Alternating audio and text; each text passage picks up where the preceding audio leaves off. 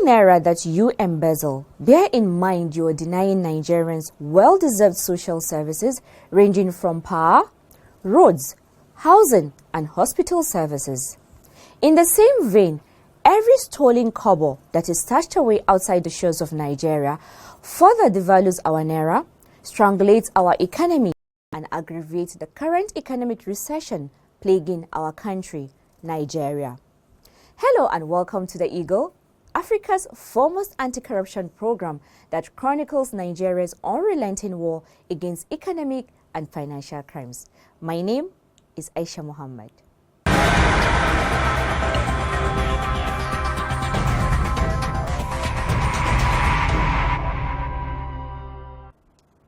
On the program today, acting EFCC chairman bags Man of the Year award by Leadership Group. Witness tells court how a former Minister of Petroleum Resources stashed over $115 million in a bank. Also in this edition, 1.162 billion naira fraud, court adjourns Dare's trial, and court grants former GMD NNPC 300 million naira bail. This and more will come your way right after this timeout. Well, my name is Alhaji Lai Mohammed. I'm the Minister of Information and Culture. My message to Nigerians is that we should treat corruption the same way we treat cancer. In other words, we should wage war against corruption. If we do not wage war against corruption, we will lose everything. We will not be able to develop, we will not be able to provide for the people, we will not be able to secure our country.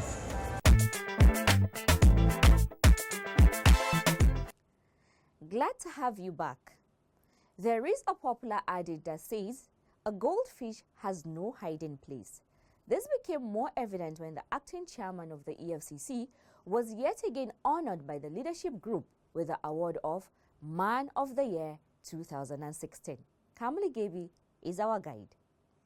Ibrahim Mustafa Magu, the acting chairman of the Economic and Financial Crimes Commission (EFCC), has dedicated the 2016 Person of the Year award bestowed on him by the leadership group to Nigerians, calling for more support in ridding Nigeria of financial crimes.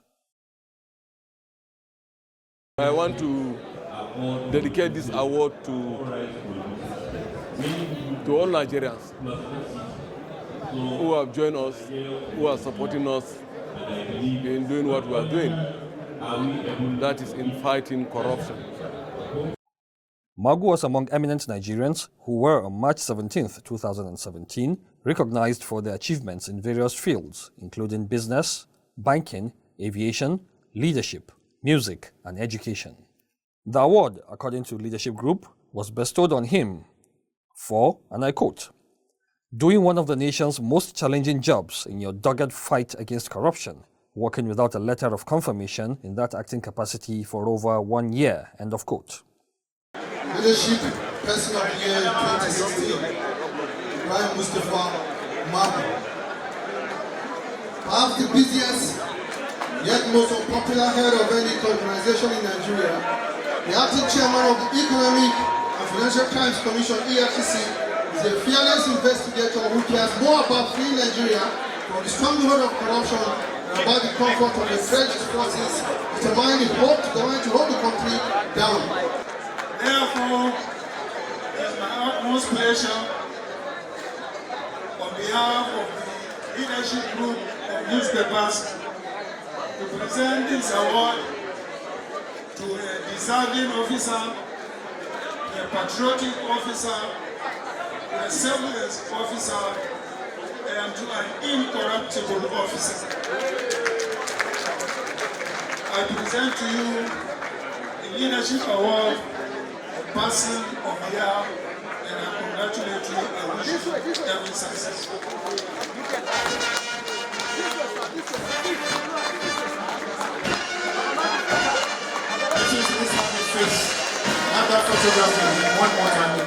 Indeed, the award and recognition of this dogged commitment to the fight against corruption comes a few days after members of the Nigerian Senate on March 15, 2017, chose to overlook the vigor with which the anti-graft czar has led the anti-corruption vision of the President Muhammadu Buhari administration. An elated Magu, who noted that he received the award because the process of selection was transparent and the organizers have high integrity, has been invited by two leading anti-corruption organizations, the Transparency International and Global Witness, to speak at an international conference on money laundering and asset recovery on March 21, 2017 in London. He would be speaking on the topic, "Give Us Our Money Back, Nigeria's Fight Against Corruption, a Critical Conversation." The commitment of the leadership of this country in fighting corruption is not in doubt. So I call on everybody to join us in fighting corruption. The event, which held at the International Conference Center ICC Abuja, had as its theme the rice economy. The Minister of Agriculture, Audu Ogbe, who delivered the keynote speech on the theme, noted that Nigerian government aims at making the country a major producer of rice like India and China. By the time Nigeria achieves self-sufficiency in its rice production, it will mean the saving of nearly $7 million a day from our foreign reserves. It will mean a happier society. End of quote, Ogbe said. In attendance were captains of industry, members of the executive and legislature, among other notable members of society, including Minister of Justice Abubakar Malami, Minister of the Capital Territory Mohammed Bello, Minister of Defense Mansur Dan Ali, Senate Minority Leader Godswill Akpabio, Minister of Internal Affairs Abdulrahman Dambazau, and the former Vice President Atiku Abubakar, among others.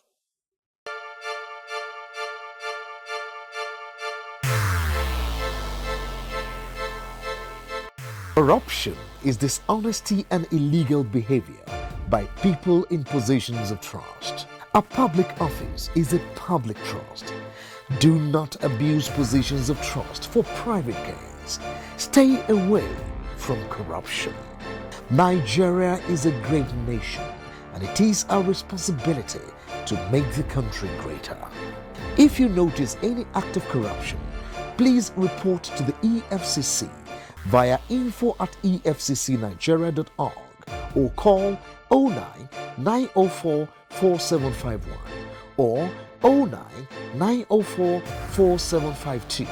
You can also call 09 904 4753. This message is from the Economic and Financial Crimes Commission, EFCC. Now to court matters. An official of Fidelity Bank PLC, Timothy Olabaju, has narrated to a court how a former Minister of Petroleum Resources, Diezani Alison Madueke, stashed a sum of over $115 million in the bank with subsequent instructions to convert it to Naira and be distributed among individuals in the 36 states of the Federation. Kamali Gebi completes the story. Among the beneficiaries, Olabaju said, were a senior advocate of Nigeria, Dele Belgore, and a former Minister of National Planning, Professor Abubakar Suleiman, who both received 450 million naira in the run-up to the 2015 general elections. Olabaju said this when he appeared as a prosecution witness before Justice Rilwan Aikawa of the Federal High Court in Lagos, where Belgore and Suleiman are being tried for alleged money laundering involving 450 million naira. The Economic and Financial Crimes Commission charged Belgore and Suleiman with 5 counts. Charged along the senior advocate of Nigeria and the ex-minister is Diezani Alison Madueke, who is said to be still at large. The EFCC had earlier arraigned Belgore and Suleiman on February 8, 2017, but they were rearraigned on Monday on an amended charge where the name of Diezani appeared as one of the defendants. Upon their rearrangement on Monday, Belgore and Suleiman pleaded not guilty to the 5 charges, just as they had earlier done. Trial commenced immediately after the defendant's plea, with the EFCC calling Olabaju as its first witness.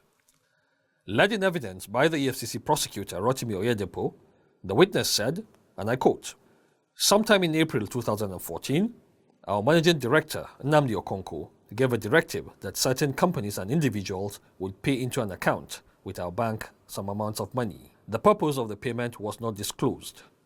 Over the period thereafter, some amounts were paid into the account.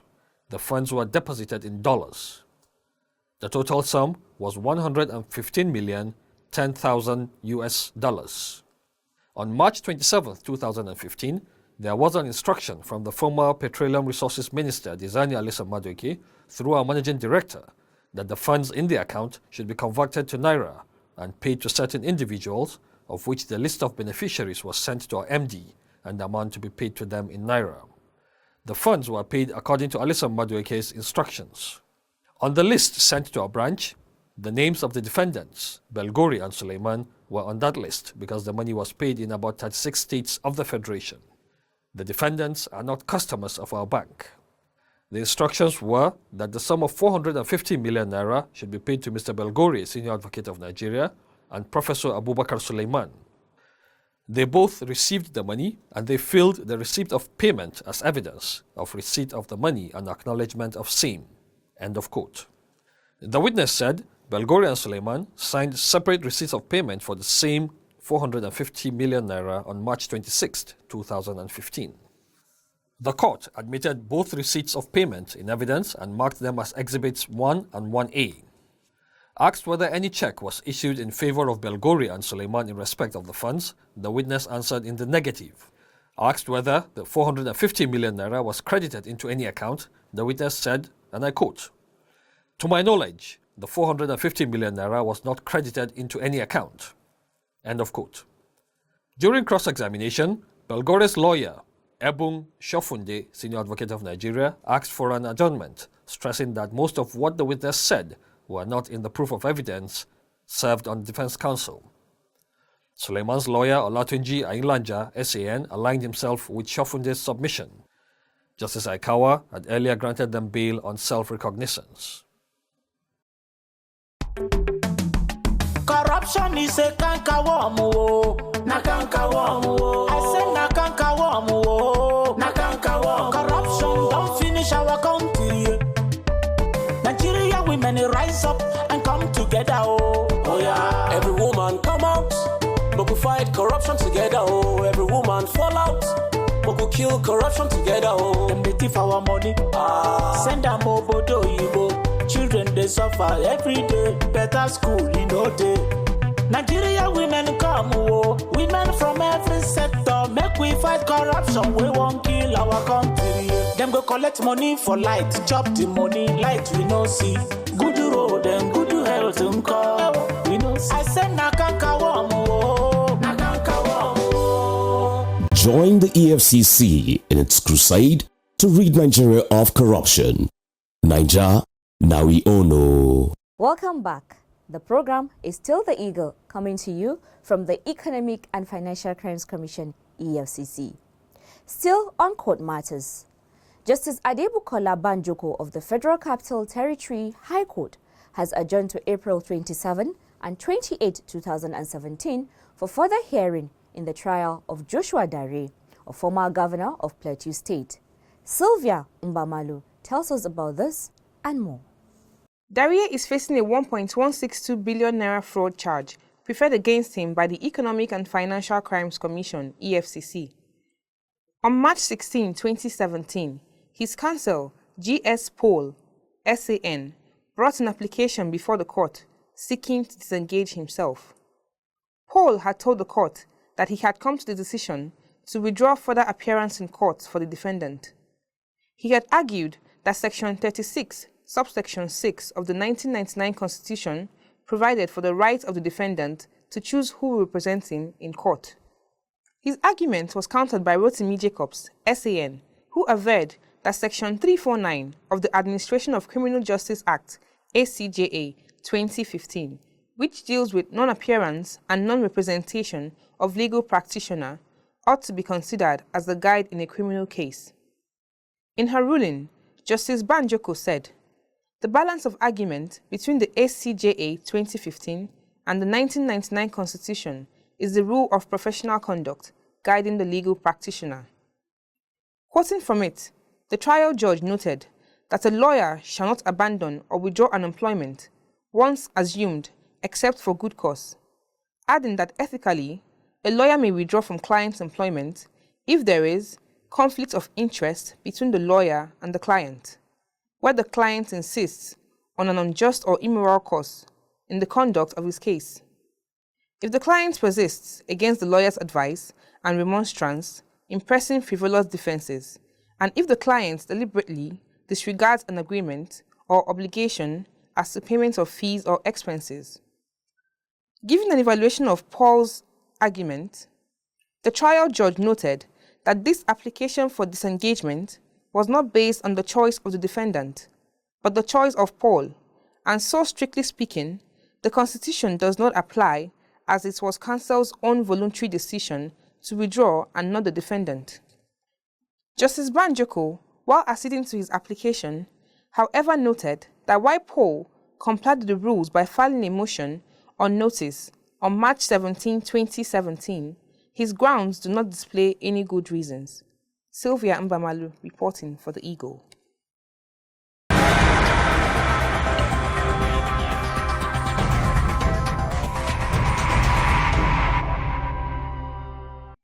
A federal high court sitting in Maitama, Abuja, presided over by Justice Nnamdi Dimba on Friday, March 17, 2017, turned down the application of Abba Moro, former Interior Minister, to travel abroad for medical appointment. Moro is facing an 11-count charge of procurement fraud and money laundering preferred against him by the Economic and Financial Crimes Commission, EFCC. He is being charged alongside one-time permanent secretary in the ministry, Anastasia Daniel Mobia, a deputy director in the ministry, F.O. Alayebami, one Mahmoud Amadu at large, and Drexel Tech Nigeria Limited, a firm that was given the recruitment job in the ill-fated Nigerian Immigration Service NIS recruitment exercise in 2014.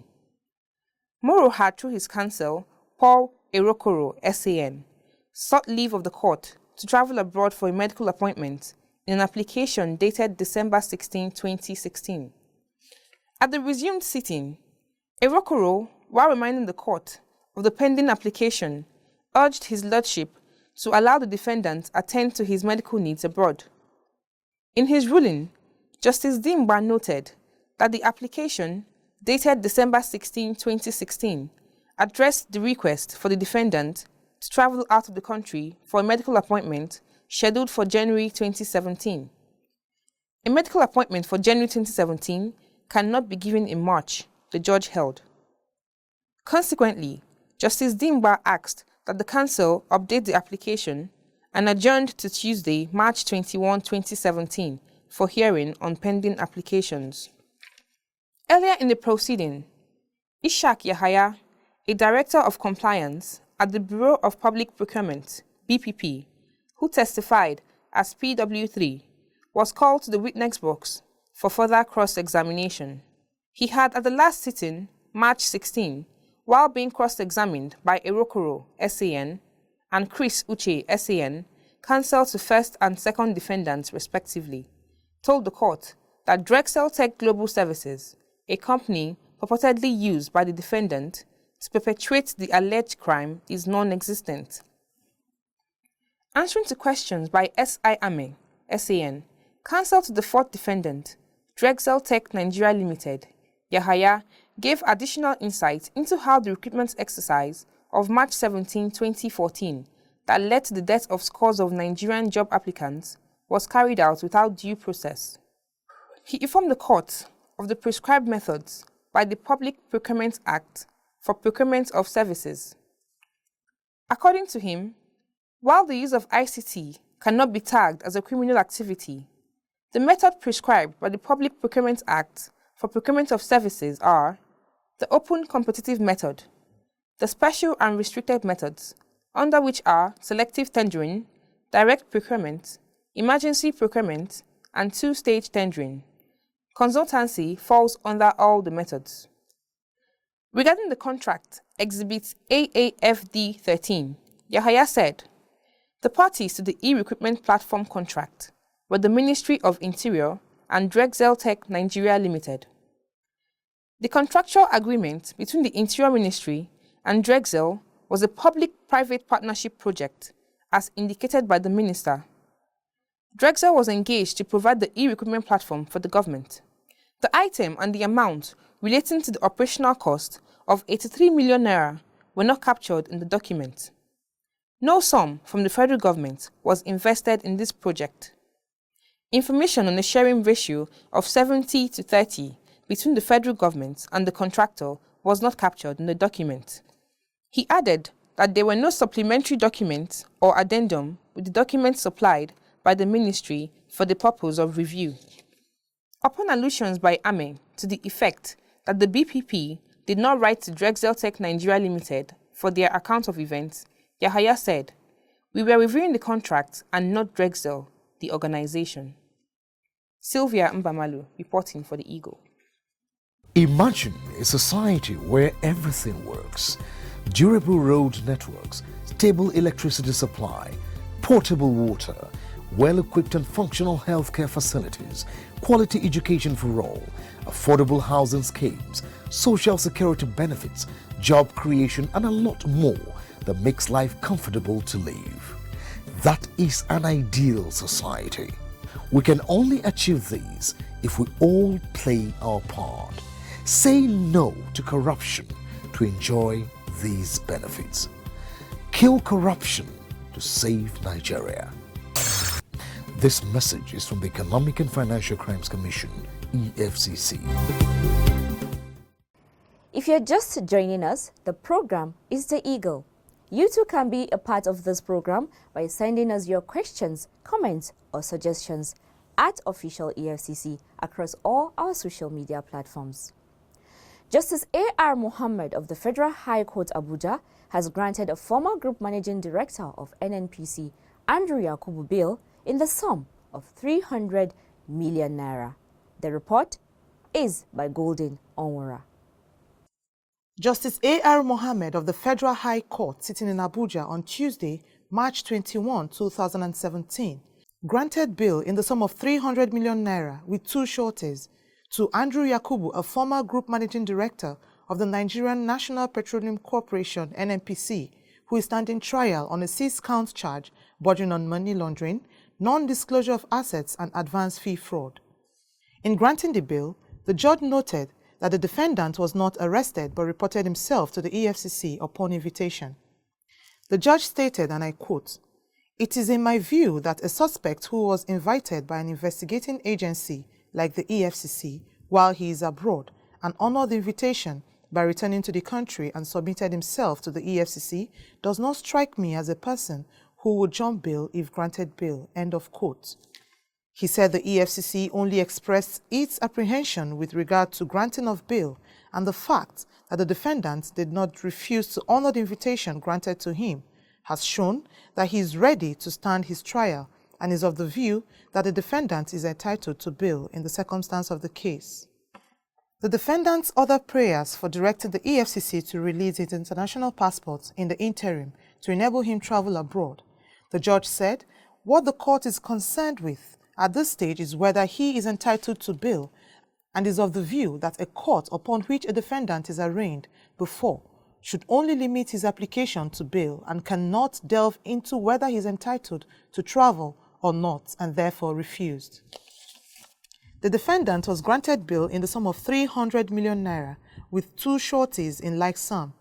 One of the sureties must be an owner of landed properties anywhere in Abuja, and one of the properties must cover the amount in whole, while the other surety shall be employed and resident in Abuja and having a permanent home address.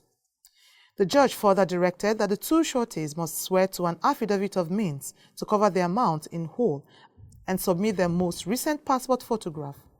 The defendant shall also submit his international passport with the chief registrar of the court and shall not travel outside the country within the period of the trial. The registrar of the court shall verify all the bail conditions stated and he is to remain in prison custody until he has met the bail conditions to the satisfaction of the court. The matter has been adjourned to May 9, 2017 for commencement of trial. A sum of over $9.7 million and 74,000 euros stashed in a fireproof safe in a building owned by the defendant was said to have been discovered by the operatives of the EFCC, to which the defendant admitted to owning it as he claimed it was gifts given to him by friends and well-wishers and also accumulated over a period of years. Golden Onwara, reporting for the Eagle. That is all we have for you on this week's edition of The Eagle. Do join us same time next week for another interesting package.